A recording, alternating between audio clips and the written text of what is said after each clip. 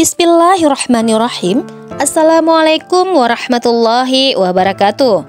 Syukur alhamdulillah kita berjumpa lagi di channel ini. Sholawat dan salam tak lupa kita sanjung sajikan ke pangkuan Nabi besar Muhammad sallallahu alaihi wasallam. Allahumma sholli ala Sayyidina Muhammad wa ala ali Sayyidina Muhammad. Saudaraku yang dirahmati Allah Subhanahu wa ta'ala, memasuki alam kubur merupakan fase pertama setelah seseorang mengalami kematian. Sebuah alam baru yang disebut dengan alam barzakh dan dianggap paling menakutkan. Saat pertama kali kita terbangun atau sadar bahwa kita telah mati, seseorang yang sudah mati akan merasa tak percaya jika ia sudah meninggalkan alam fana dan serasa bermimpi ketika berada di alam kubur. Digambarkan jika seseorang yang baru 1 hari meninggal seperti mengalami mimpi jika dia belum mati, tetapi sebenarnya dia sudah memasuki alam barzakh.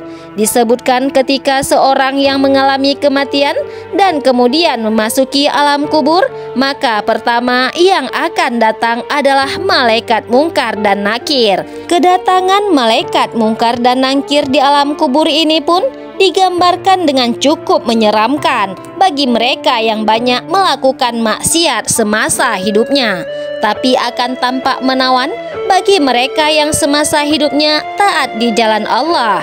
Ketika pertama kali berhadapan dengan manusia di alam kubur, maka ada 6 pertanyaan yang akan diajukan oleh malaikat mungkar dan nakir. Adapun 6 pertanyaan di alam kubur ini menentukan perjalanan selanjutnya.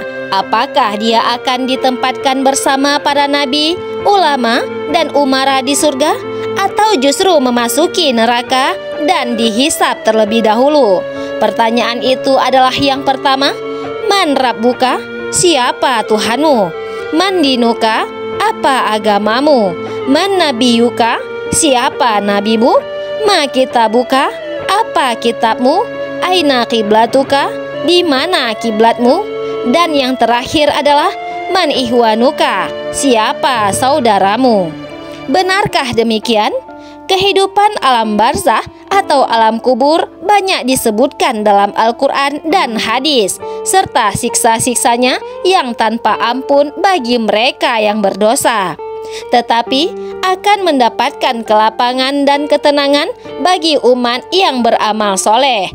Berikut ini adalah hadis Rasulullah SAW yang menggambarkan perjalanan manusia setelah melewati fase kematian. Maka di alam kubur sudah dinanti sebuah kehidupan baru dan serba asing. Hadis panjang Al-Barra bin Azib yang diriwayatkan oleh Imam Ahmad dan disahihkan oleh Imam Al-Hakim dan Syekh Albani ini menceritakan perjalanan para manusia di alam kuburnya. Suatu hari kami mengantarkan jenazah seorang sahabat Rasulullah dari golongan Ansar. Sesampainya di perkuburan, liang lahat masih digali. Maka Rasulullah SAW pun duduk menanti dan kami juga duduk terdiam di sekitarnya. Seakan-akan di atas kepala kami ada burung gagak yang hinggap. Rasulullah SAW memainkan sepotong dahan di tangannya ke tanah. Lalu beliau mengangkat kepalanya seraya bersabda, "Mohonlah perlindungan kepada Allah dari azab kubur." Beliau ulangi perintah ini 2 atau 3 kali. Kemudian beliau SAW pun bersabda, "Seandainya seorang yang beriman sudah tidak lagi menginginkan dunia dan telah mengharapkan akhirat ataupun sakratul maut, turunlah dari langit para malaikat yang bermuka cerah secerah sinar matahari. Mereka membawa kain kafan dan wangi-wangian dari surga, lalu duduk di sekitar mukmin tersebut sejauh mata memandang. Setelah itu turunlah malaikat pencabut nyawa dan mengambil posisi di arah kepala mukmin tersebut. Malaikat pencabut nyawa itu berkata, "Wahai nyawa yang mulia, keluarlah engkau untuk menjemput ampunan Allah dan keridhoannya." Maka nyawa itu dengan mudahnya keluar dari tubuh mungil tersebut seperti lancarnya air yang mengalir dari mulut sebuah kendi. Lalu nyawa tersebut diambil oleh malaikat pencabut nyawa. Dalam sekejap mata diserahkan kepada para malaikat yang berwajah garang tadi. Lalu dibungkus dengan kain kafan surga dan diberi wangi-wangian darinya pula. Lalu terciumlah wangi-wangian yang paling harum di muka bumi. Kemudian nyawa yang telah dikafani itu diangkat ke langit. Setelah melewati sekelompok malaikat di langit, mereka bertanya, "Nyawa siapakah yang amat mulia itu?" "Ini adalah nyawa Fulan bin Fulan," jawab para malaikat yang mengawalnya dengan menyebutkan namanya yang terbaik ketika di dunia. Sesampainya di langit dunia, mereka meminta izin untuk memasukinya. Lalu diizinkan, maka seluruh malaikat yang ada di langit itu ikut mengantarnya menuju langit berikutnya hingga mereka sampai ke langit ketujuh. Di sanalah Allah berfirman, "Tulislah nama hambaku ini dalam kitab Iliyin. Lalu kembalikanlah ia ke jasadnya di bumi, karena dirinya lah Aku ciptakan mereka para manusia, dan kepadanya lah Aku akan kembali, serta darinya lah mereka akan kubangkitkan." Lalu nyawa tersebut dikembalikan ke jasadnya di dunia. Lantas datanglah dua orang malaikat yang memerintahkan untuk duduk. Mereka berdua bertanya, "Siapakah Rabbmu?" "Rabbiku adalah Allah," jawabnya. Mereka berdua bertanya kembali, "Apakah agamamu?"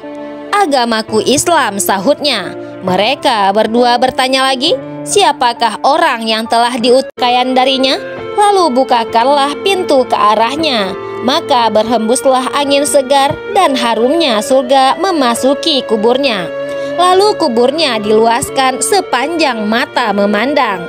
Saat itu datanglah seorang pemuda asing yang amat tampan, memakai pakaian yang sangat indah dan berbau harum sekali, seraya berkata, "Bergembiralah hari yang telah dijanjikan dulu bagimu."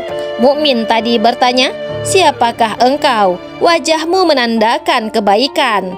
"Aku adalah amal solehmu," jawabnya. Si mukmin tadi pun berkata, "Wahai Rabbiku, segerakanlah datangkan hari kiamat, karena aku ingin bertemu dengan keluargaku dan hartaku." Adapun orang kafir, di saat dia dalam keadaan tidak mengharapkan akhirat dan masih menginginkan dunia, turunlah dari langit malaikat yang bermuka hitam sambil membawa kain mori kasar. Lalu mereka duduk di sekelilingnya. Saat itu turunlah malaikat pencabut nyawa dan duduk di arah kepalanya, seraya berkata, "Wahai nyawa yang hina, keluarlah dan jemputlah kemurkaan dan kemarahan Allah." Maka malaikat pencabut nyawa tadi mencabut nyawa tersebut dengan paksa, sebagaimana seseorang yang menarik besi jeruji yang menempel di kapas basah. Begitu nyawa tersebut sudah berada di tangan malaikat pencabut nyawa, sekejap mata diambil oleh para malaikat bermuka hitam yang ada di sekelilingnya. Lalu nyawa tadi segera dibungkus dengan kain mori kasar. Tiba-tiba terciumlah bau busuk bangkai yang paling busuk di muka bumi. Lalu nyawanya tadi dibawa ke langit. Setiap mereka melewati segerombolan malaikat, mereka lalu ditanya, "Nyawa siapakah yang amat hina ini?" "Ini adalah nyawa Fulan bin Fulan," jawab mereka dengan namanya yang terburuk ketika di dunia. Sesampainya di langit dunia, mereka meminta izin untuk memasukinya, namun tidak diizinkan. Rasulullah SAW membacakan firman Allah Subhanahu wa Ta'ala, "Tidak akan dibukakan bagi mereka orang-orang kafir pintu-pintu langit, dan mereka tidak akan masuk surga sampai seandainya unta bisa memasuki lubang jarum sekalipun." Al-Quran Surat Al-A'raf ayat 40. Saat itu Allah berfirman, "Tulislah namanya di dalam sijin di bawah bumi." Kemudian nyawanya itu dicampakkan dengan hina. Rasulullah SAW membacakan firman Allah Subhanahu wa Ta'ala, "Barang siapa mempersekutukan sesuatu dengan Allah, maka adalah ia seolah-olah jatuh dari langit, lalu disambar oleh burung atau diterbangkan angin ke tempat yang jauh. Quran Surah Al-Hajj ayat 31.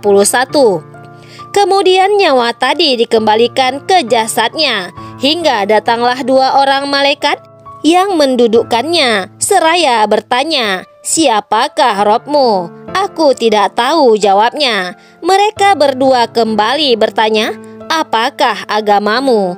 Aku tidak tahu sahutnya. Mereka berdua bertanya lagi, "Apakah agamamu?" Aku tidak tahu sahutnya. Mereka berdua bertanya lagi, "Siapakah orang yang telah diutus untuk kalian?" Aku tidak tahu jawabnya. Saat itu terdengar seruan dari langit, "Hambaku ini telah berdusta. Hemparkanlah neraka baginya, bukakan pintu ke arahnya." Maka hawa panas dan bau busuk neraka pun bertiup ke dalam kuburnya. Lalu kuburnya dipres oleh Allah Subhanahu wa Ta'ala hingga tulang belulangnya pecah dan menancap satu sama lainnya. Tiba-tiba datanglah seorang yang bermuka amat buruk, memakai pakaian kotor dan berbau sangat busuk, seraya berkata, "Aku datang membawa kabar buruk untukmu. Ini adalah hari yang telah dijanjikan bagimu." Orang kafir itu seraya bertanya, "Siapakah engkau? Wajahmu menandakan kesialan." "Aku adalah dosa-dosamu," jawabnya. "Wahai Robku, janganlah engkau datangkan hari kiamat," seru orang kafir tadi. Dan hadis panjang ini diriwayatkan oleh Ahmad dalam Al-Musnad dan disahihkan oleh Al-Hakim dalam Al-Mustadrak dan Al-Albani dalam Ahkamul Janais halaman 156. Dan itulah gambaran bagaimana kondisi seseorang yang sudah berada di alam kubur. Semua akan ditentukan lewat amal dan perbuatannya semasa hidup di dunia. Tentunya hal ini menjadi pelajaran bagi kita semua agar menjalankan perintah Allah dan menjauhi larangannya. Lantas bagaimana dan apa yang harus kita lakukan untuk menghadapi kematian? Maka perbanyaklah amal ibadah, bahkan agar terbebas dari siksa kubur dan bisa menjawab 6 pertanyaan itu. Selain menjalankan semua perintah dan menjauhi larangan Allah, maka kita harus tetap memanjatkan doa. Dan ini adalah doa agar terlepas dari siksa alam kubur yang diajarkan oleh Rasulullah SAW, yaitu, "Allahumma inni a'udzubika min azabil qabri wa min azabin nar wa min fitnatil mahya wal mamati wa min fitnatil masihid dajjal," yang artinya, "Ya Allah, aku berlindung kepadamu dari azab kubur, neraka, cobaan hidup dan mati, dan fitnah dajjal yang terhapus dari rahmat Allah." Dan inilah sedikit gambaran alam kubur dan 6 pertanyaan di alam kubur yang menentukan seseorang muslim selamat dari siksa menuju akhirat. Semoga video singkat ini bermanfaat. Wallahu a'lam bishawab. Wassalamualaikum warahmatullahi wabarakatuh.